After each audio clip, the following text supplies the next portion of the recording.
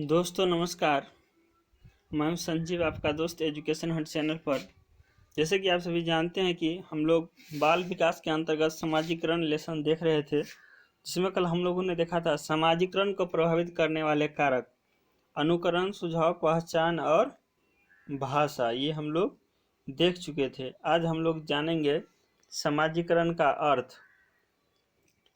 Socialisation जो होता है, बच्चे का जो समाजीकरण होता है, उसका क्या अर्थ होता है, क्या अर्थ हो सकता है कि बच्चे समाज में किस तरह से बिहेव किया जाए, किसके साथ किस तरह से बात करनी चाहिए, किस समय पर किस ढंग का निर्णय लेंगे, वह विकास होता होगा। तो आइए देखते हैं।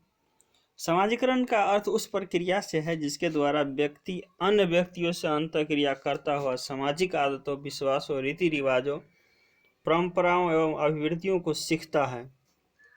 इस क्रिया के द्वारा व्यक्ति जन कल्याण की भावना से प्रेरित होते हुए खुद को अपने परिवार, पड़ोस तथा अन्य सामाजिक वर्गों के अनुकूल बनाने का प्रयास करता है, जिससे वह समाज का एक श्रेष्ठ, उपयोगी तथा उत्तरदायी सदस्य बन जाते हैं तथा उक्त सभी सामाजिक संस्थाएं तथा वर्ग उसकी प्रशंसा करते हैं।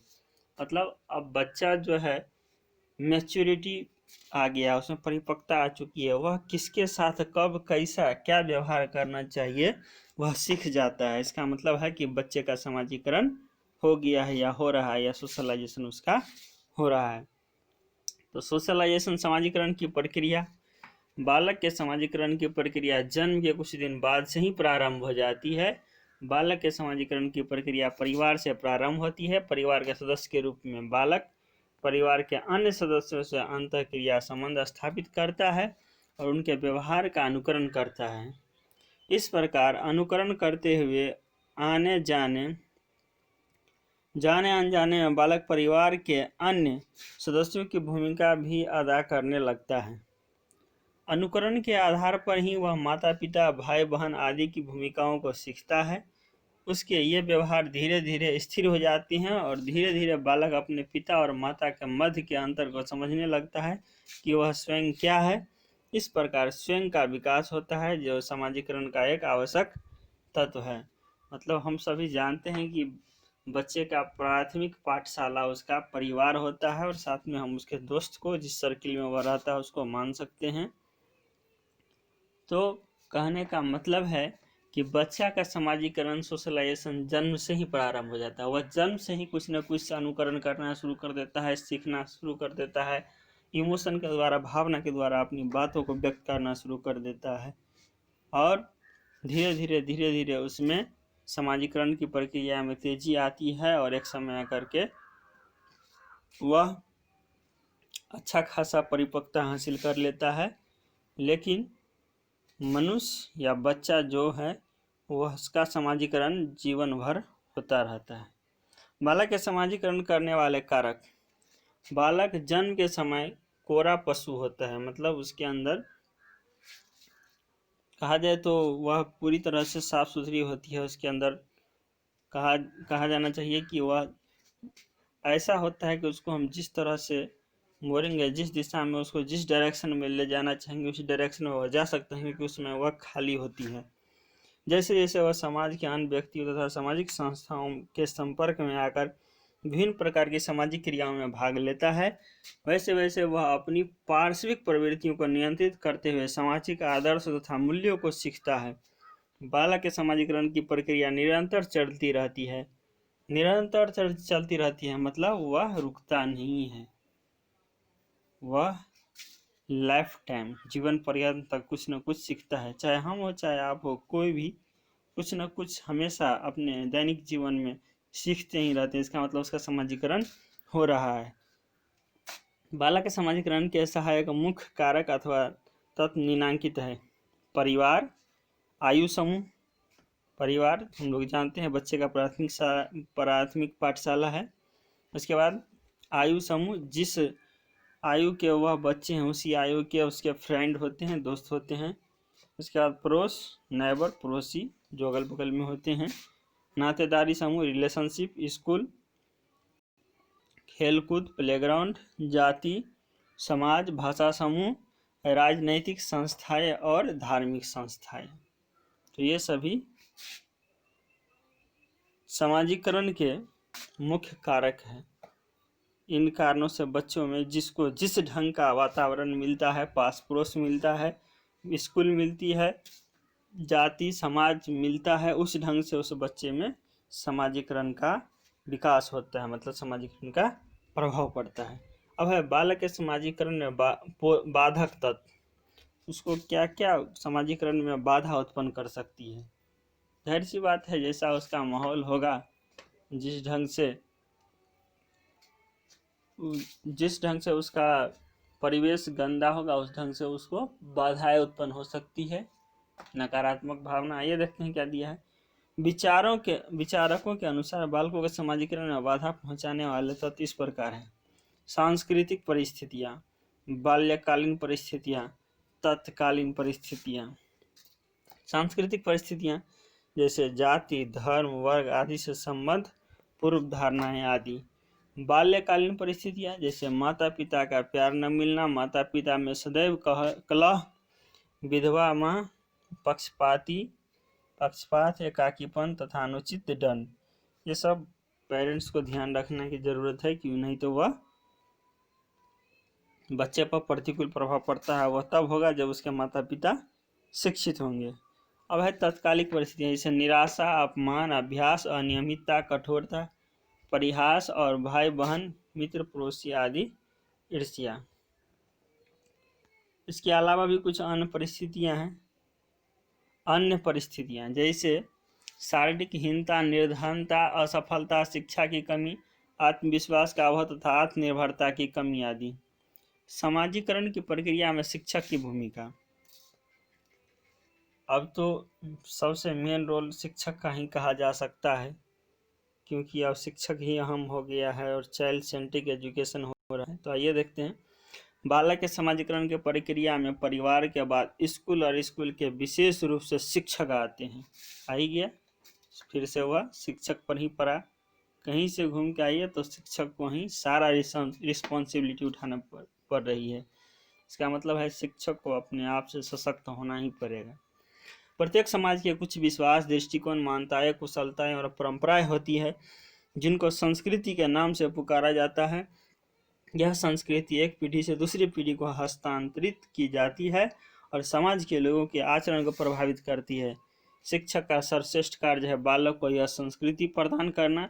यदि वे यह कार्य करने में असफल हो जाते हैं तो बालक का समाजीकरण नहीं कर सकता है।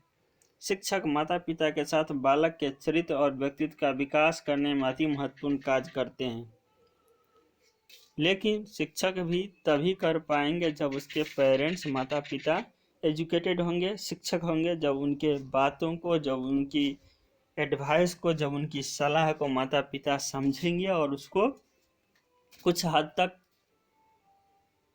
लागू करने की कोशिश करेंगे। कक्षा में, खेल के मैदान में, साहित्यिक और सांस्कृतिक क्रियाओं में शिक्षक सामाजिक व्यवहार के आदर्श प्रस्तुत करता है। बालक अपनी अनुकरण की मूल प्रवृत्ति के कारण शिक्षक के ढंगों, कार्यों, आदतों और नीतियों का अनुकरण करता है। अतः शिक्षक को सदैव सतर्क रहना चाहिए। इसीलिए कहा जा सकता है, जैसा शिक्षक होगा वैसा बच्चा होगा, वैसा विद्यालय होगा।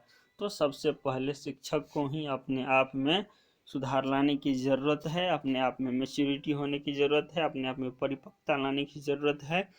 और शिक्षक सर्वश्रेष्ठ बन जाएंगे तो विद्यालय भी सर्वश्रेष्ठ बनेगा, बच्चा भी वहाँ का A1 क्लास का बन सकता है। तो क्यों नहीं हम लोग अपने आप में सुधार करें। उन्हें कोई ऐसा अनुचित कार्य या व्यवहार नहीं करना चाहिए जिसका गलत प्रभाव बालक के ऊपर पड़े। अतः बालक के समाजीकरण की प्रक्रिया को तीव्र गति प्रदान करने के लिए शिक्षक को मुख्यतः निम्न बातों का ध्यान रखना चाहिए। आइए जानते हैं, चूँकि हम लोग शिक्षक भावी टीचर हैं, बनने वाले हैं, तो क्या क्या ध्यान रखने की ज़रूरत है। अभिभावक शिक्षक सहयोग। समाजीकरण की प्रक्रिया को तीव्र गति प्रदान करने के लिए शिक्षक का सर्वप्रथम कार्य यह है कि वह बालक को माता पिता के संपर्क स्थापित करके उसकी रुचियों तथा मनोवृत्तियों के विषय में ज्ञान प्राप्त करे और उन्हीं के अनुसार उसे विकसित होने का अवसर प्रदान करे। इसीलिए कहा जाता है कि पेरेंट्स टीचर मीटिंग मंथ में एक बार होना चाहिए, जिससे शिक्षक का पहुंच उसके पेरेंट्स तक हो और शिक्षक उसके माता पिता से उसके बच्चों के बारे में, उनकी रुचि के बारे में जानकर उसी ढंग से, उसी माहौल में उसे विकास करने में प्रेरित करे। नेक्स्ट है स्वस्थ प्रतियोगिता की भावना। बालक के समाजीकरण में प्रतियोगिता का महत्वपूर्ण स्थान है। ध्यान देने की बात है कि बालक के समाजीकरण के लिए स्वस्थ प्रतियोगिता का होना ही अच्छा है, अतः शिक्षक को बालक में स्वस्थ प्रतियोगिता की भावना विकसित करनी चाहिए। नेक्स्ट है सामाजिक आदर्श। स्वस्थ मतलब हेल्दी। सामाजिक आदर्श। शिक्षक को चाहिए कि वह कक्षा तथा खेल के मैदानों एवं सांस्कृतिक और साहित्यिक क्रियाओं में बालक के सामने सामाजिक आदर्शों को प्रस्तुत करे। इन आदर्शों का अनुकरण करके बालक धीरे धीरे समाजीकरण हो जाए। तो ये तो समाजीकरण बच्चों में जन्म से ही प्रारंभ होता है और वह जीवन पर्यंत तक चलता रहता है, लेकिन डिपेंड करता है उसका सांस्कृतिक क्या है, उसका साहित्यिक क्रिया किस ढंग से हो रहा है। नेक्स्ट है स्कूल की परंपराएं। स्कूल की परंपराओं का बालक के समाजीकरण पर गहरा प्रभाव पड़ता है, अतः शिक्षक को चाहिए कि वह बालक का स्कूल की परंपराओं में विश्वास उत्पन्न करे तथा उसे इन्हीं के अनुसार कार्य करने के लिए प्रोत्साहित करे, तो स्कूल बहुत ही महत्वपूर्ण हो सकता है। अब है सामूहिक कार्य को प्रोत्साहन।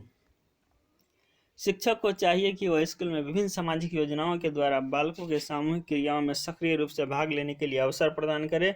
इन क्रियाओं में भाग लेने से उसका सामाजिकरण स्वतः ही हो जाएगा। उपयुक्त बातों से स्पष्ट है कि शिक्षक बालक के समाजीकरण को प्रभावित करता है। शिक्षक के स्नेह, पक्षपात, बुरे व्यवहार, दंड आदि का बालकों पर कुछ न कुछ प्रभाव पड़ता है और उसका सामाजिक विकास उत्तम या विकृत हो जाता है।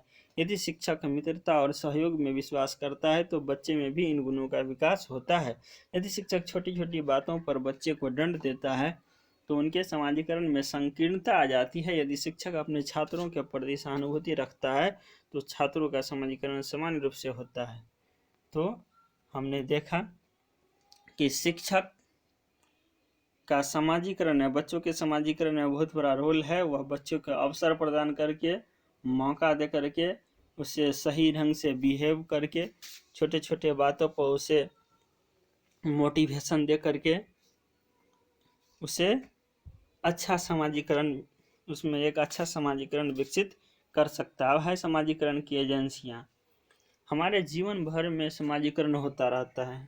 जीवन जब से बच्चा जन्म लेता है तब से जब तक वह जिंदा रहता है, लाइफ टाइम तक कुछ न कुछ सीखता है। इसका मतलब उसका समाजीकरण हो रहा है। हमारे जीवन के चरण के दौरान समाजीकरण के सबसे प्रभावशाली एजेंट है परिवार, विद्यालय, सहकर्मी संबंध, संचार, मीडिया। जाहिर सी बात है, हम लोग परिवार में कुछ न कुछ सीखते हैं। सबसे पहले तो परिवार हमारा समाजीकरण का एजेंट है। दूसरा विद्यालय, परिवार के बाद हम लोग विद्यालय ही पहुँचते हैं, तो विद्यालय भी वह समाजीकरण का एजेंट है। नेक्स्ट है सहकर्मी संबंध। जो भी सहकर्मी संबंध में जो लोग संबंध में आते हैं, जो रिश्ते नातेदारी, और सब समाजीकरण में अत्यंत महत्वपूर्ण भूमिका निभाते हैं। उसके बाद है संचार, मीडिया। आजकल मीडिया का क्षेत्र बहुत बड़ा हो चुका है। व्हाट्सएप, फेसबुक, इंस्टाग्राम, टेलीग्राम, तो ये बहुत सारा भी हम लोग जहाँ से जुड़े वो भी आपका एक संचार मीडिया है। तो आइए पहले जानते हैं परिवार के बारे में।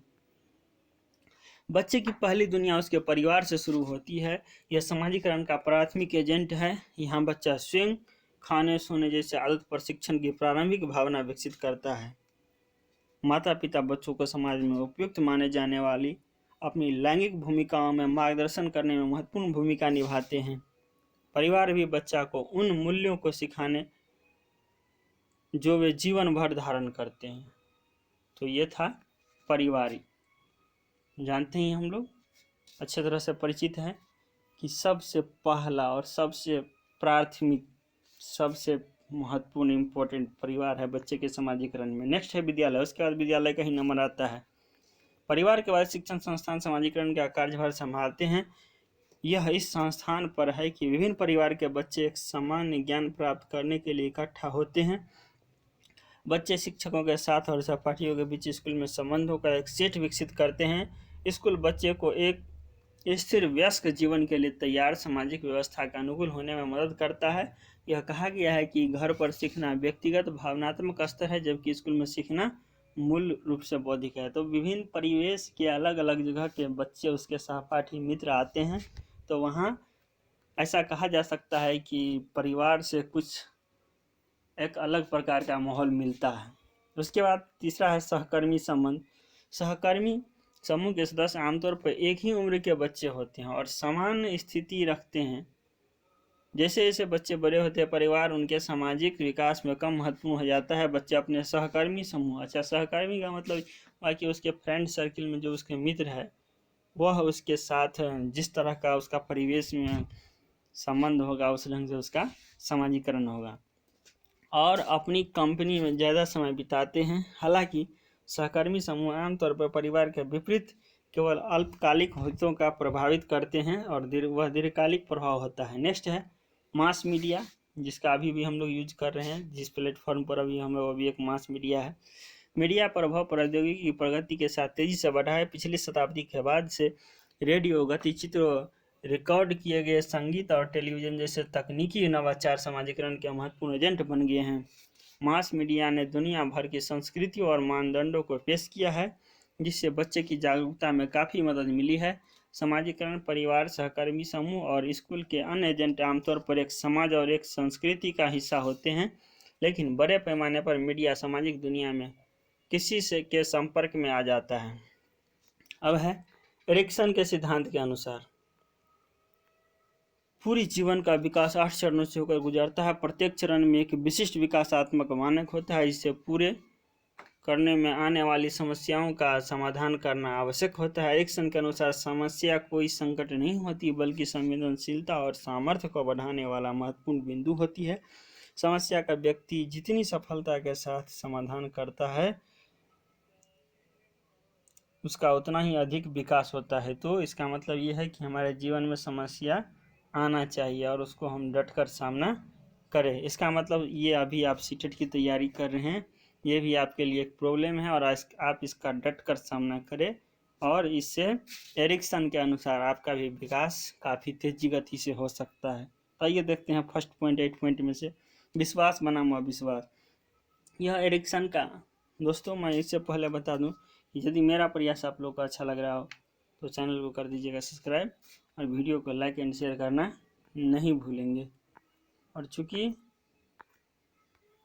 हमारे एग्ज़ाम पास है तो थोड़ा ज़्यादा मेहनत अब हमको करना ही पड़ेगा और आपको भी ज़्यादा मेहनत करने की ज़रूरत है। तो आइए देखते हैं। फर्स्ट है आपका विश्वास बनाम अविश्वास। यह एरिक्सन का पहला मनोसामाजिक चरण है, जिसका जीवन के पहले वर्ष में अनुभव किया जाता है। विश्वास के अनुभव के लिए शारीरिक आराम, कम से कम डर, भविष्य के प्रति कम से कम चिंता जैसी स्थितियों की आवश्यकता होती है। बचपन में विश्वास के अनुभव से संसार के बारे में अच्छे और सकारात्मक विचार उम्र भर के लिए विकसित हो जाते हैं, जैसे संसार रहने के लिए एक अच्छी जगह आदि। नेक्स्ट है स्वायत्तता बनाम सर्व। एरिक्सन के द्वितीय विकासात्मक चरण में यह स्थिति शैशवावस्था के उत्तरार्ध 1 से 3 वर्ष के बीच होता है। अपने बालक के प्रति विश्वास होने के बाद बालक यह आविष्कार करता है कि बालक का व्यवहार उसका स्वयं है, वह अपने आप में स्वतंत्र और स्वायत्त है, उसे अपनी इच्छा का अनुभव होता है। अगर बालक पर अधिक बंधन लगाया जाए या कठोर दंड दिए जाए तो उनके अंदर शर्म और संदेह की भावना विकसित होने की संभावना बढ़ जाती है। नेक्स्ट है पहल बनाम अपराध बोध। एरिक्सन के विकास का तीसरा चरण शाला जाने के प्रारंभिक वर्ष के बीच होता है। एक प्रारंभिक शैशव अवस्था की तुलना में और एक आधुनिक चुनौतियां झेलना पड़ती है। इन चुनौतियों का सामना करने के लिए एक सक्रिय और प्रयोजनपूर्ण व्यवहार की आवश्यकता होती है।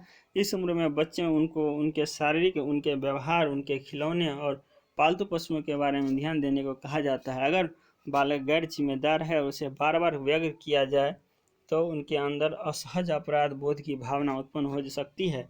एरिक्सन का इस चरण के प्रति एक सकारात्मक दृष्टिकोण है।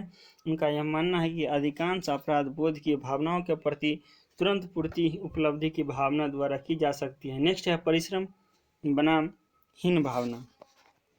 यह एरिक्सन का चौथा विकासात्मक चरण है, जो कि बाल्यावस्था के मध्य में परिलक्षित होती है। बालक द्वारा की गई पहल से वह नए अनुभवों में संपर्क आते हैं और जैसे जैसे वह बचपन के मध्य और अंत तक पहुंचता है, वह तब तक वह अपनी ऊर्जा को बौद्धिक कौशल और ज्ञान से हासिल करने की दिशा में मोड़ देता है। बाल्यावस्था का अंतिम चरण कल्पनाशीलता से भरा होता है। यह समय बालक के सीखने के प्रति जिज्ञासा का सबसे अच्छा समय होता है। इस आयु में बालक के अंदर हीन भावना विकसित होने की संभावना रहती है। नेक्स्ट है पहचान बनाम पहचान भ्रांति। यह एरिक्सन का 5वां विकासात्मक चरण है, जिसका अनुभव किशोरावस्था के वर्षों में होता है। इस समय व्यक्ति को इन प्रश्नों का सामना करना पड़ता है कि वह कौन है, किससे संबंधित है और उनका जीवन कहाँ जा रहा है। किशोरों को बहुत सारी नई भूमिकाएं और व्यस्क स्थितियों का सामना करना पड़ता है, जैसे व्यावसायिक और रोमांटिक। उदाहरण के लिए अभिभावकों को किशोरों की उन विभिन्न भूमिकाओं और एक ही भूमिका को विभिन्न भागों का पता लगा सकता है, जिनकी वजह जीवन में वह पालन कर सकता है। यदि इसे इसके सकारात्मक रास्ते पर पता लगाने का मौका न मिले, तब पहचान भ्रांति की स्थिति हो जाती है। नेक्स्ट है आत्मीयता बनाम अलगाव। यह एरिक्सन का 6वां चरण है, जिसका अनुभव युवावस्था के प्रारंभिक वर्षों में होता है। यह व्यक्ति के पास दूसरों से आत्मीयता संबंध स्थापित करने का विकासात्मक मानक है। एरिक्सन ने आत्मीयता को परिभाषित करते हुए कहा है कि आत्मीयता का अर्थ है स्वयं को खोजना, जिसमें स्वयं को किसी और में खोजना पड़ता है। व्यक्ति की किसी के साथ स्वतंत्र मित्रता विकसित हो जाती है और एक आत्मीय संबंध बन जाता है, तब उसके अंदर आत्मीयता की भावना आ जाती है।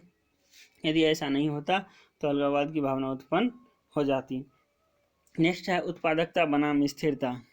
यह एरिक्सन का 7वां चरण है, जो मध्य वयस्क अवस्था में अनुभव होता है। उस चरण का मुख्य उद्देश्य नई पीढ़ी को विकास में सहायता से संबंधित होता है। एरिक्सन का उत्पादकता से यही अर्थ है कि नई पीढ़ी के लिए कुछ नहीं कर पाने की भावना से स्थिरता की भावना उत्पन्न होती है। और नेक्स्ट और आपका है संपूर्णता बनाम निराशा। यह एरिक्सन का 8वां और अंतिम चरण है, जो कि वृद्धावस्था से अनुभव होता है। इस चरण में व्यक्ति को अपने अतीत को टुकड़ों में एक साथ याद करता है और एक सकारात्मक निष्कर्ष निकलता है, या फिर बीते हुए जीवन के बारे में असंतुष्टि भरी सोच बना लेता है। अलग अलग प्रकार के वृद्ध लोगों की अपनी बीते हुए जीवन के विभिन्न चरणों के बारे में एक सकारात्मक सोच विकसित होती है। अगर ऐसा होता है तो बीते जीवन का एक अच्छा चित्र खाका बन जाता है और व्यक्ति को भी एक तरह के संतोष का अनुभव होता है, संपूर्णता की भावना का अनुभव होता है। अगर बीते हुए जीवन के बारे में सकारात्मक विचार नहीं बन पाते तो उदासी की भावना घर कर जाती है, जिसे एरिक्सन का निराशा नाम दिया गया। और एरिक्सन का यह मानना है कि विभिन्न चरणों में आने वाली समस्याओं की उचित समाधान हमेशा सकारात्मक नहीं हो सकता। कभी कभी समस्या का ऋणात्मक पक्षों से परिचय भी अपरिहार्य हो जाता है। उदाहरण के लिए, आप जीवन की हर स्थिति में सभी लोगों पर एक जैसा विश्वास नहीं कर सकते, फिर भी चरण में आने वाली विकासात्मक मानक की समस्या के सकारात्मक समाधान से होती है, उसके बारे में सकारात्मक प्रतिबद्धता प्रभावी होता है। दोस्तों बहुत बहुत धन्यवाद। मिलते